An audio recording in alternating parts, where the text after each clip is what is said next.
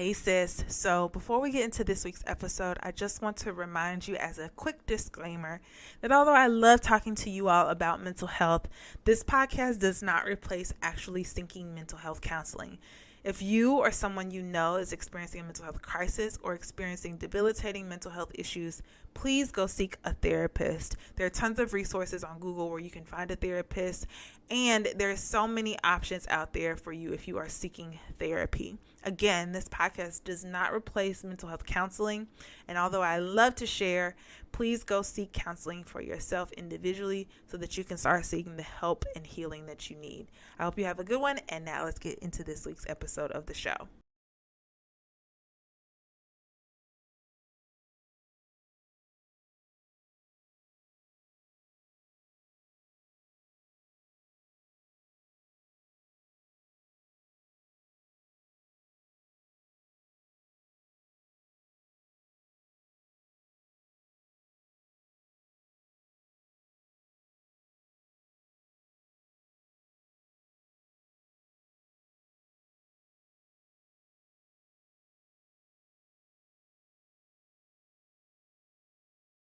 The Christian Podcast.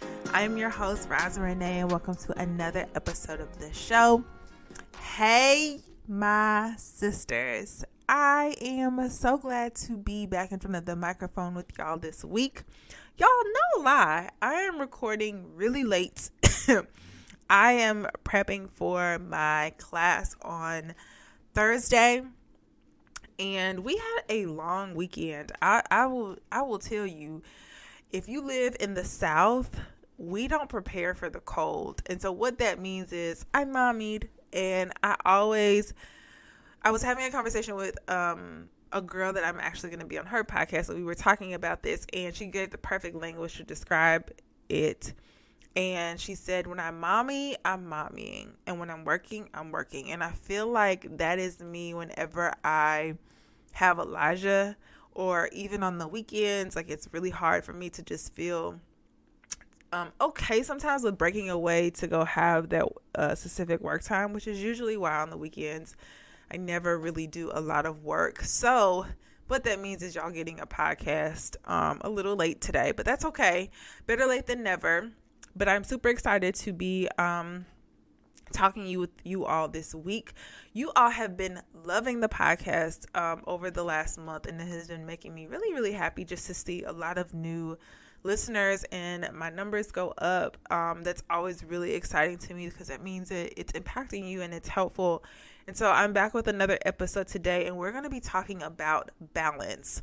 And I'm going to be having a little quick story time along with this, because I want to just share with you all the reality, I believe, of what balance looks like. And I'll talk about it for myself because I feel like it goes in spurts. And I was really thinking about this episode because I wanted to talk about the emotional pull that it can have on balance, finding balance, understanding balance for yourself, and what that really looks like. And so I'm going to be going to this more in detail on my class on Thursday. If you are not registered, my class is Thursday, February 10th. If you are not signed up, sis, go ahead and sign up. There are a couple of seats left, and I would be really, really excited to see you and talk to you and just share with you all of this good tea that I want to spill. But I'm going to be talking about, in my first point, one of the things that I believe impacts us as women when it comes to time management, self-sabotage, procrastination, but really balance.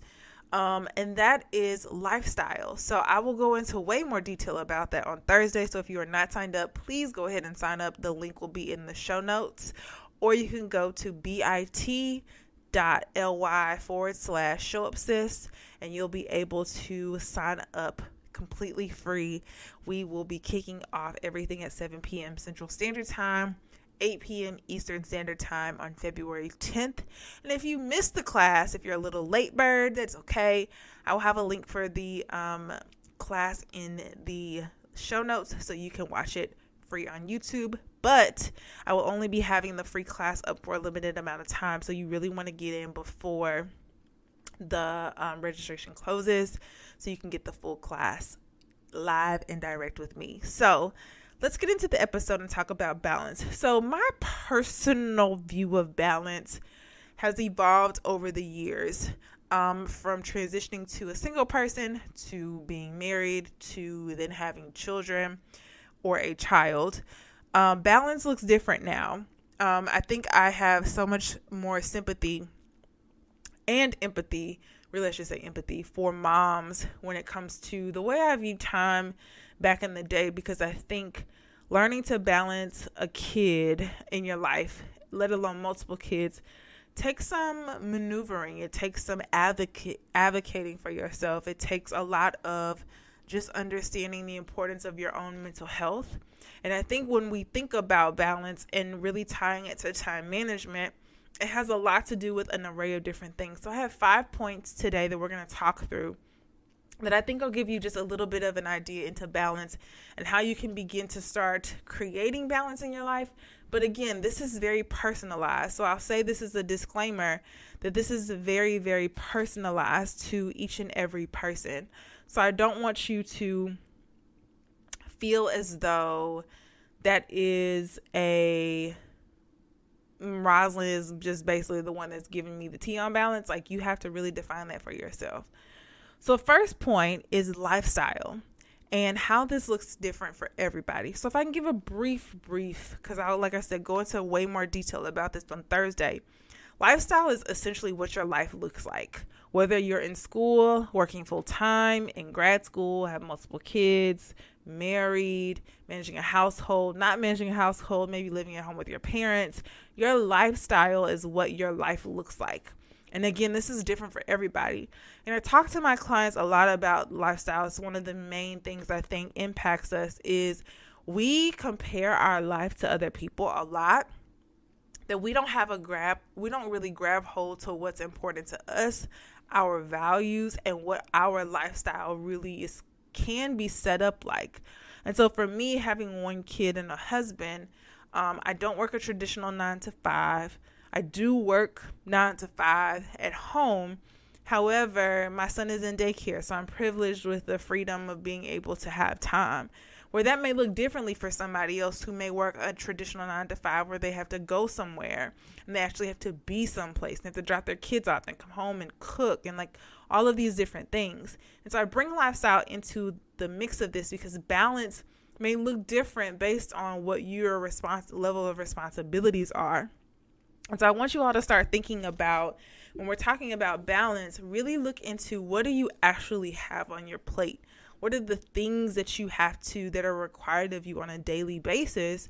And think about why that's so important, because that goes into how you are able to manage the things around you. And if you have a lot of things, then you may have a limited amount of time. And so your lifestyle might look different from someone who has the freedom of time. And so it's so easy to compare ourselves to any and everybody else when everybody's responsibilities look different. And so thinking about that is really, really important. The second reason is to change your perspective on capacity. So along with lifestyle, thinking about capacity, what is your actual capacity to hold a lot of the things that you have? So for example, I give this visual example all the time, but if I have a cup, let's just say it's 32 ounces, then I have another cup that's 8 ounces. Most of us have the expectation of ourselves that we are the 32 ounce cup, that we can do any and all, and that we fill ourselves up with all of these responsibilities and or things that are on our plates, or we actually are just really busy and we have those things on our plates to do, or we just have these super high expectations for ourselves that we really only have the capacity to hold around 8 ounces, quote unquote, in a visual sense of things to do. And so I give that example because for Roslyn, I realized for myself, and I've just kind of come to terms with this, that I have to really work on my emotional bandwidth, because I realize I lead with my emotions a lot. I am a feelings person. I'm not really a person that can just kind of let things go. Sometimes I react in emotion, and I really have to work on dealing with the emotions first before I do things, because I get agitated really quickly. I get frustrated really quickly.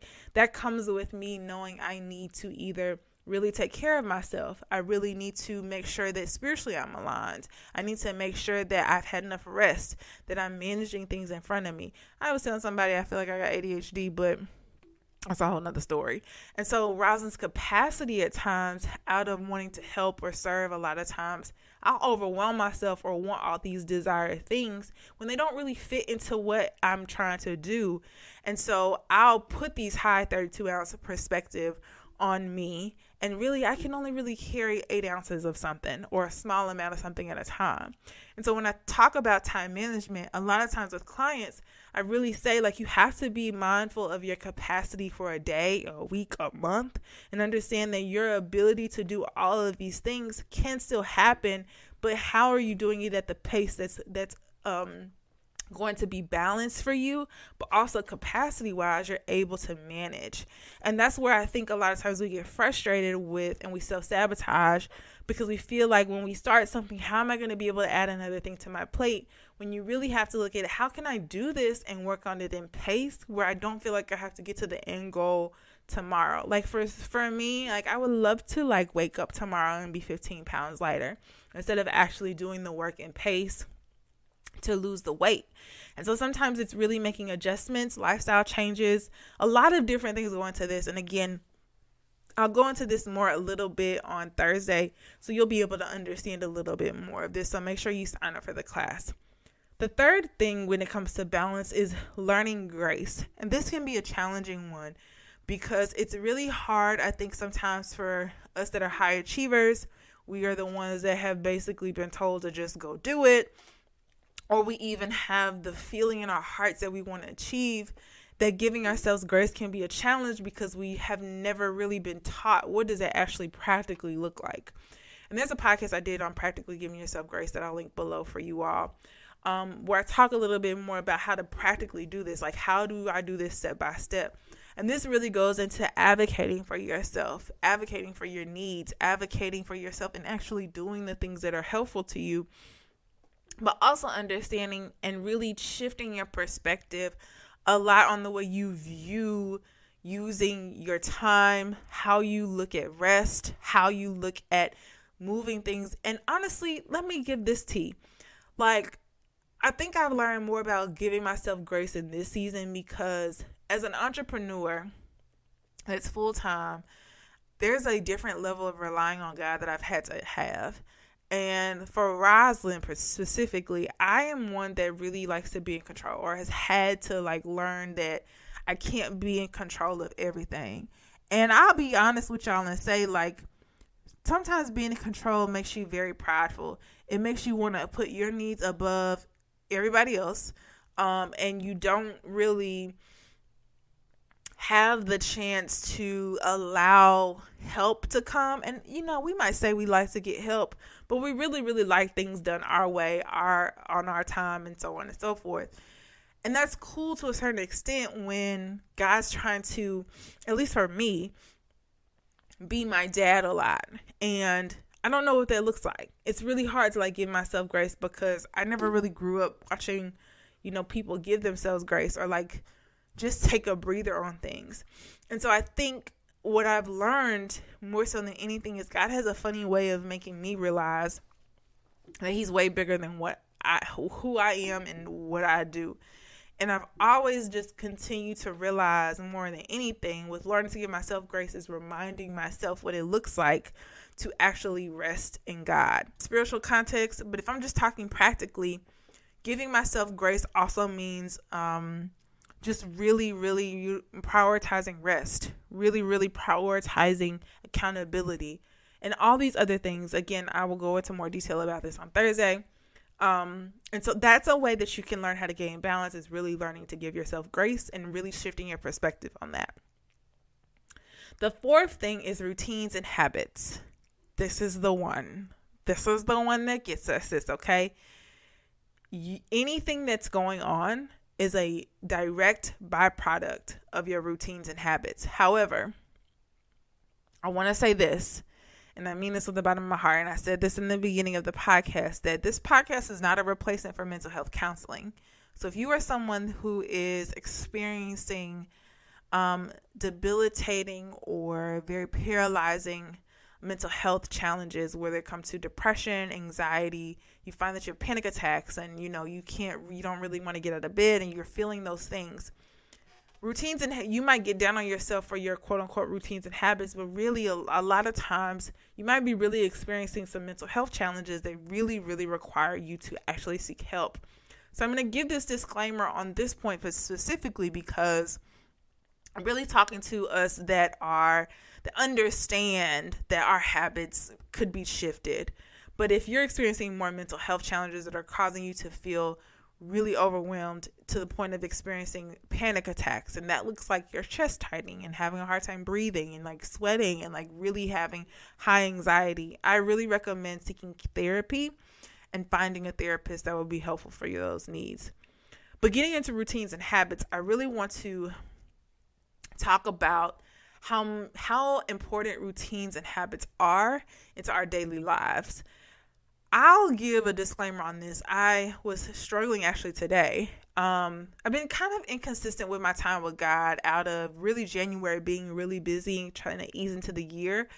But also, I think so many different things have happened that weren't planned throughout this past month that I'll be able to tell y'all soon about, that just kind of threw me off, and I think I've been in limbo really pretty much since October.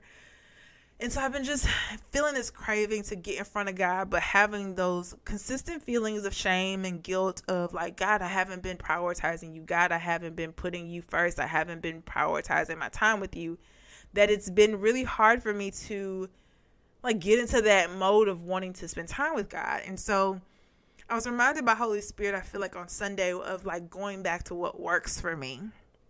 And what works for me is like really writing my feelings down. And I have a journal I'm really excited about that I'm going to be releasing to you all sometime, probably in March or April, that I use and I've been using consistently for my time with God. But I'm really going to try to do it more consistently in February. But I use it and it really helps me dig into my thoughts, confirm who God has been to me, and also really just focus on gratitude.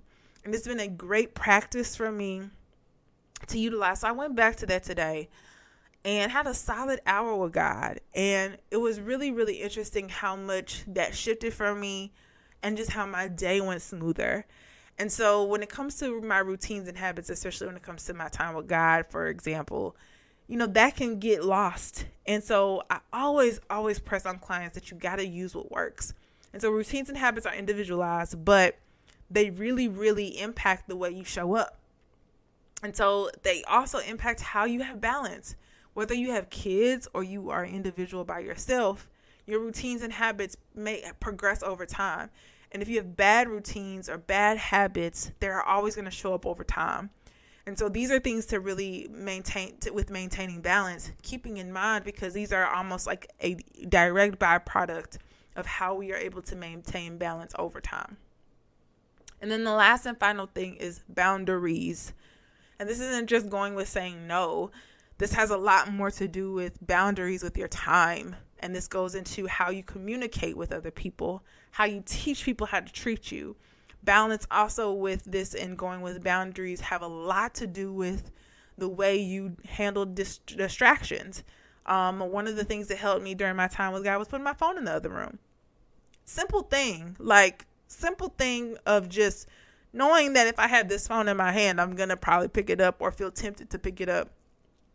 And putting it completely out of my eyesight kept me in the place of wanting to stay focused. And just having boundaries. Boundaries are like a very complex topic because they go into like how we handle with relationships, people, all of these things. But they also really go into how we have balance in our lives. And I think that when you're thinking about balance, you really have to be intentional about what you are experiencing. And so, again, just to review your lifestyle, changing your perspective on capacity, learning grace, routines and habits, and boundaries. So quick episode, but I wanted to give this to you all. Again, if you are someone that is struggling with time management, and really what I've come to understand is that I really teach a lot around the mindset of time management, even giving you the strategies, because I've seen a lot of people who teach around this topic, but they really only kind of show you how to plan or like how to, execute or things like that. I really want to give you all some value around what does that mean mindset wise. And really mentally what comes up for you, emotionally what comes up for you, because I think those become the stumbling blocks that stop us from actually taking steps.